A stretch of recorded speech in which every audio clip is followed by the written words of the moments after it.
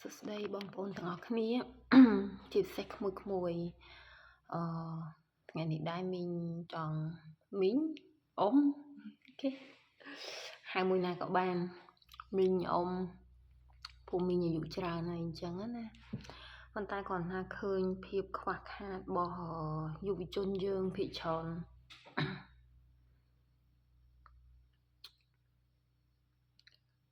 វាមិនមែនជាទីមោទនភាពប៉ុន្តែវាគឺជាសេចក្តីអាម៉ាស់ទៅវិញណាតកតងទៅនឹងរឿងសិលធម៌ផ្ទាល់ខ្លួនក៏ដូចជាគេហៅថាមានវិន័យផ្ទាល់ខ្លួនណាសម្រាប់យុវជនរបស់យើងរាល់ថ្ងៃវិន័យផ្ទាល់ខ្លួនគឺខ្សោយមែនតើហើយតែបានថាខ្សោយទាំងការដេកដើរឈរអង្គុយគឺអត់មានវិន័យតែម្ដងឧទាហរណ៍ដូចជាការត្រូវចេញទៅកន្លែងណាមួយឬក៏ត្រូវធ្វើអីមួយយើងត្រូវមានការផ្ដល់ជាដំណឹងក៏ដូចជាព័ត៌មានឧទាហរណ៍បើយើងនៅក្នុងគ្រួសារយើងត្រូវប្រាប់ទៅដល់ឪពុកឬក៏ម្ដាយរបស់យើងថាម៉ាក់ប៉ាថ្ងៃនេះកូនមករៀនយឺតក៏ថ្ងៃនេះកូនអត់បានមកផ្ទះទេពេលថ្ងៃ កូនត្រូវចេញទៅណេះជាមួយមិត្តភ័ក្តិឬក៏មានការស្រាវជ្រាវណាមួយចឹងបើសិនជាយើងរស់នៅក្នុងដមនិស្សិតយើងត្រូវផ្ដល់ព័ត៌មានទៅដល់អ្នកដឹកនាំឧទាហរណ៍ថាយើងមានប្រធានក្រុមយើងមានអ្នកគ្រប់គ្រងដមនិស្សិតយើងត្រូវផ្ដល់ព័ត៌មានទាំងអស់អ្នកណាក៏ដោយដែលពាក់ព័ន្ធទៅនឹងការងាររបស់យើងកន្លែងរស់នៅរបស់យើងអញ្ចឹងណាឧទាហរណ៍ដូចថានៅក្នុងដមគឺគេមានច្បាប់ទម្លាប់របស់គេបងអូនត្រូវចូលដមនៅម៉ោងប៉ុណ្ណេះចេញទៅណាអត់បានមកចូលរួមកម្មវិធីសិក្សារួមគ្នាឬក៏កម្មវិធីអីមួយបងអូនត្រូវផ្ដល់ព័ត៌មានឧទាហរណ៍ដូចថាបើនៅក្នុងព្រះវិហារយើងមាន cell group យើងមាន church leader ឬក៏យើងមានអីអញ្ចឹងអ្នកណាក៏ដោយឲ្យតែពាក់ព័ន្ធឧទាហរណ៍ថាបើនៅក្នុងដមនិស្សិតយើងមានប្រធានក្រុមរបស់យើងឧទាហរណ៍នៅក្នុងបន្ទប់យើងត្រូវផ្ដល់ព័ត៌មានឲ្យគាត់បងអាទិត្យនេះខ្ញុំអត់បានមកទេឬក៏ខ្ញុំអត់បានចូលរួមប្រជុំទេត្រូវផ្ដល់ព័ត៌មានទៅកាន់អ្នកគ្រប់គ្រងដមនិស្សិតលោកគ្រូអ្នកគ្រូខ្ញុំអាទិត្យនេះខ្ញុំអវត្តមានហើយអ្នកណាទៀតនៅក្នុង cell group របស់យើងក្នុងព្រះវិហារយើងអត់បានមកថ្វាយបង្គំអញ្ចឹងយើងត្រូវផ្ដល់ព័ត៌មានមកគាត់ទៀតដូចជាចាស់ទុំឬក៏ប្រធាន cell group របស់យើងបងអាទិត្យនេះខ្ញុំអត់បានចូលរួមថ្វាយបង្គំទេអញ្ចឹងខ្ញុំអវត្តមានដោយសារខ្ញុំទៅនេះទៅណោះផ្ដល់ព័ត៌មានទៅអាហ្នឹងគេហៅថាជាវិន័យផ្ទាល់ខ្លួនណាកូនយល់ទេកូនយល់អត់មិនមែនជារឿងដែលយើងត្រូវគិតថាជាបញ្ហាផ្ទាល់ខ្លួនឬក៏ជា personal គេហៅថា privacy របស់យើងទេអត់មានអ្នកណាមួយគេចង់ដឹងថាអូនទៅធ្វើការងារអីទៅកន្លែងណាអីម៉ោងប៉ុន្មានអត់មានអ្នកណាចង់ដឹងទេប៉ុន្តែអានេះជាវិន័យផ្ទាល់ខ្លួនមួយដែលយើងត្រូវតែមានអញ្ចឹងអ្នកទម្លាប់ដែលយើងផ្ដល់ព័ត៌មានវាត្រូវជាប់រហូតដល់ពេលយើងទៅធ្វើការកន្លែងណាក៏ដោយរហូតដល់យើងធ្វើការងារក្នុងស្ថាប័នណាមួយក៏ដោយវានៅតែផ្ដល់ទម្លាប់ល្អទីយើងអវត្តមានទៅលើកម្មវិធីមួយគុំគ្រាន់តែគិតថាអាកម្មវិធីហ្នឹងវាធម្មតាវាតែមានជាប្រចាំឧទាហរណ៍ដូចជាការថ្វាយបង្គំអីអញ្ចឹងថ្ងៃអាទិត្យចង់ទៅក៏ទៅមិនចង់ទៅក៏ហើយអូខេអត់មាននេះទេប៉ុន្តែវាសបង្ហាញឲ្យឃើញពីសេចក្តីថ្លៃថ្នូររបស់យើងពីភាពដែលមានវិន័យរបស់យើងគឺអានឹងសុទ្ធតែបង្ហាញអំពីភាពថ្លៃថ្នូរភាពមានវិន័យជាតម្លៃផ្ទាល់ខ្លួនអត់មានអ្នកណាមួយអាចឲ្យយើងបានទេគ្មានបុគ្គលណាមួយមកនិយាយថាផ្ដល់តម្លៃថាប្អូនឯងចេះជួនកាលខ្លះវាគ្រាន់តែជាពាក្យស្ដាប់ទៅឲ្យវាស្រួលតិចឲ្យវាលួងលោមតិចរបស់យើងទេប៉ុន្តែតម្លៃផ្ទាល់ខ្លួនរបស់យើងវិន័យនៃការរស់នៅជីវិតប្រចាំថ្ងៃរបស់យើងគឺយើងជាអ្នកកសាងដោយខ្លួនឯងអាហ្នឹងគឺសំខាន់មែនតើហើយតកតងទៅនឹងបញ្ហាហ្នឹងខ្ញុំឃើញថា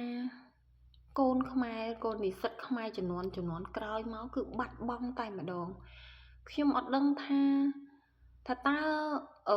យ៉ាងម៉េចទេពីព្រោះការចំនួនមីងចំនួនអ៊ំកាលនៅក្មេងនៅសាលាមានបង្រៀនដែរប៉ុន្តែរៀនបានច្រើនផុតគឺពីគ្រួសារ ឪពុកម្ដាយជាពិសេសឪពុករបស់មីងពុករបស់អ៊ំតែងតែប្រាប់ជានិច្ចថារាល់ពេលកូនទៅណាក៏ដោយកូនត្រូវផ្ដល់ជាព័ត៌មានប៉ាកូនចង់ទៅនេះម៉ាក់កូនសុំទៅនោះកុំកុហកអញ្ចឹងមិនមែនហេតុផលគាត់ចង់តាមដានយើងទេឧទាហរណ៍ថាប៉ាកូនថ្ងៃនេះមានកម្មវិធីជប់លៀងទៅលេងទឹកជ្រោះលេងអីជ្រោះតាប៉នអញ្ចឹងវាកោះកុងអញ្ចឹងតែងតែប្រាប់ឪពុកម្ដាយប៉ិតប្រកបអញ្ចឹងគាត់ថានៅពេលដែលកូនប្រាប់ពីទីតាំងដែលកូនទៅអញ្ចឹងឧទាហរណ៍ថាវាហួសម៉ោងហួសពេលដែលកូននឹងត្រូវត្រឡប់មកវិញអញ្ចឹងគឺគាត់ដឹងកន្លែងទៅរកមានន័យថាបើមានគ្រោះថ្នាក់អីគឺគាត់ដឹងគោលដៅទៅរកហ្មងគាត់បោះពួយពើងទៅទីតាំងដែលយើងប្រាប់នឹងដើម្បីទៅរកអាចថាវាទាន់ពេលទាន់វេលាអានឹងអញ្ចឹងណាអញ្ចឹងអាការដែលផ្ដល់ដំណឹងចេញទៅណាមកណាប្រាប់ផ្ដល់ជាដំណឹងទៅកាន់អ្នកដឹកនាំទៅកាន់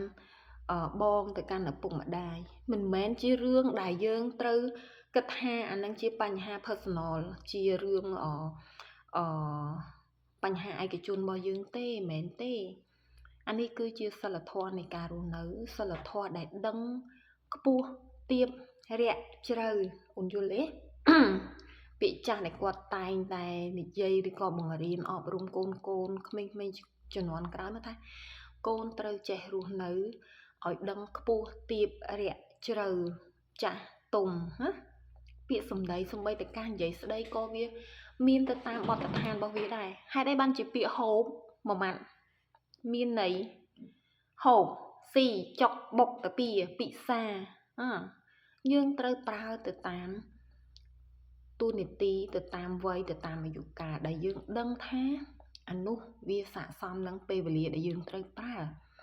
មិនមែនបើប៉ុណ្ណាក៏ប្រើស៊ីបើប៉ុណ្ណាក៏ប្រើញ៉ាំ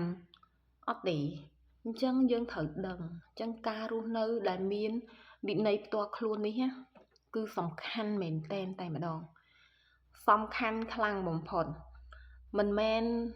បុគ្គលណាមួយគេចេះតែទាមទារចង់ដឹងរឿងឯកជនរបស់យើងទេប៉ុន្តែបើសិនជាយើងស្ថិតនៅក្រោមចង្កោមឬក៏ការរស់នៅក្នុងគ្រួសារអ្នកណាខ្លះដែលត្រូវតែដឹងអំពីដំណឹងដែលយើងត្រូវទៅណាមកណីអញ្ចឹងបញ្ហាហ្នឹងគឺសំខាន់មែនតើខ្ញុំអត់ដឹងថា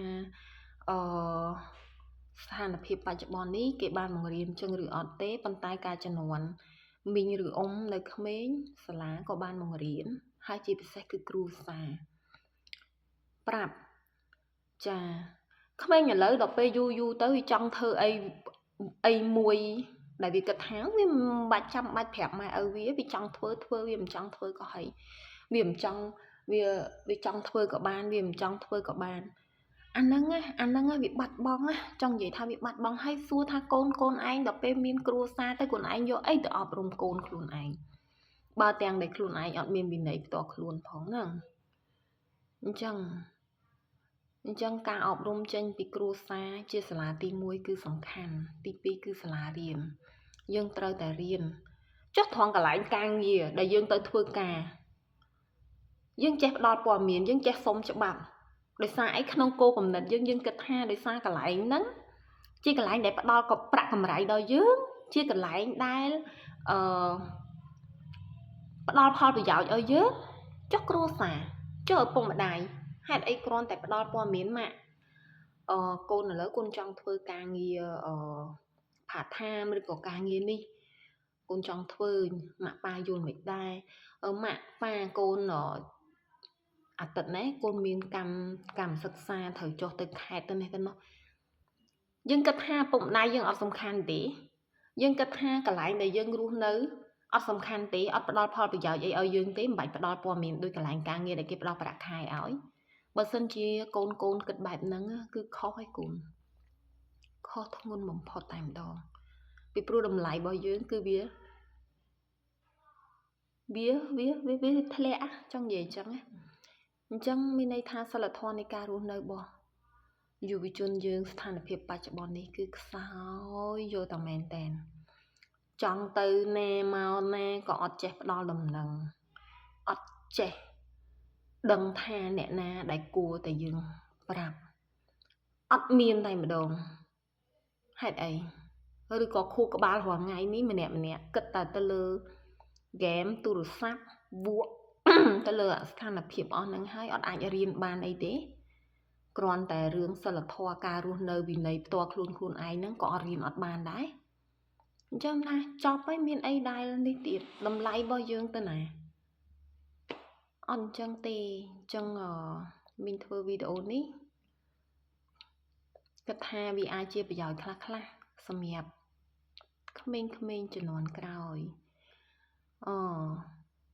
ពីអ្វីដែលមាននៅក្នុងសង្គមរស់នៅបច្ចុប្បន្នអាហ្នឹងជាចំណុចទូចមែនតើណាមិនធំទេណាបើគ្រាន់តែការទូចមួយបើប៉ុនក្រកសាច់យើងស្មោះត្រង់អត់បានផងហ្នឹងហើយយើងទៅស្មោះត្រង់មួយការធំមិនបានត្រូវគិតណាកុំគិតថាអាហ្នឹងវាគ្រាន់តែជាការងារកំតិចតូចមួយមិនបាច់ធ្វើវាគ្មានណាគេនេះអត់ទេបើសិនជាការងារតូចមួយយើងអត់អាចសម្រេចទៅបានយើងអត់មានភាពស្មោះត្រង់ទៅលើការងារដែលតូចផងហើយយើងធ្វើម៉េចទៅស្មោះត្រង់នឹងការងារធំបានអញ្ចឹងយើងត្រូវគិតពីចំណុចតូចនឹងឯងដែលកសាងនៅកិត្តិយសកសាងនៅតម្លៃឲ្យយើងមិនមែនចាំបាច់តែយើងលីកភ្លើងចូលទៅសមរភូមិបាញ់សម្លាប់សត្រូវបានហៅថាយើងជាវីរៈបុរសជាអ្នកពលិកាដើម្បីប្រទេសជាតិទេគ្រាន់តែយើងចូលរួមគ្រប់ច្បាប់ចរាចរណ៍គ្រាន់តែយើងចូលរួមសម្អាតបរិស្ថានជុំវិញផ្ទះរបស់យើងភូមិផងរបស់យើងឲ្យស្អាតនោះគឺជាការចូលរួមស្រឡាញ់ជាតិហើយយល់ទេអញ្ចឹងមីងអ៊ំអ្នកគ្រូមានតែប៉ុណ្ណឹងគាត់ថាជាចំណុចតូចប្រហែលជាងាយស្រួលដើម្បីរៀនហើយមានតែវីដេអូចែករំលែកយ៉ាងឯងពីព្រោះមានអារម្មណ៍ថាសោកសៅព្រោះពេលឃើញយុវជននិស្សិតខ្មែរភាគច្រើនបាត់បង់អស់សិលធម៌ផ្ទាល់ខ្លួនពាក្យសម្ដីការនិយាយស្ដីវិន័យនៃការរស់នៅផ្ទាល់ខ្លួនអត់មានអញ្ចឹងក្នុងនាមជាអ្នកតែស្រឡាញ់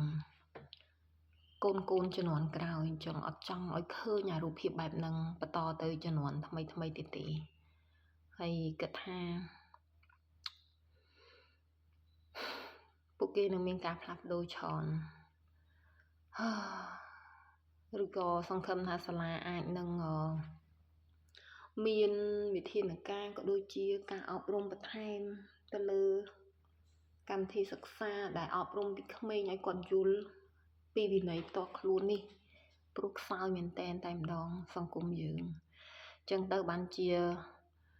ឥឡូវសបោតែយុវជនដែលស្អុយយុវជនដែលខូចសុខភាពទេច្រើនមិនថាសុខភាពផ្លូវកាយសុខភាពខាងប្រាជ្ញាខ្ជិលក្នុងការអានហ្នឹងហើយយើងអត់មានប្រាជ្ញាទេអរគុណច្រើនមានតែប៉ុណ្ណឹងបាយបាយ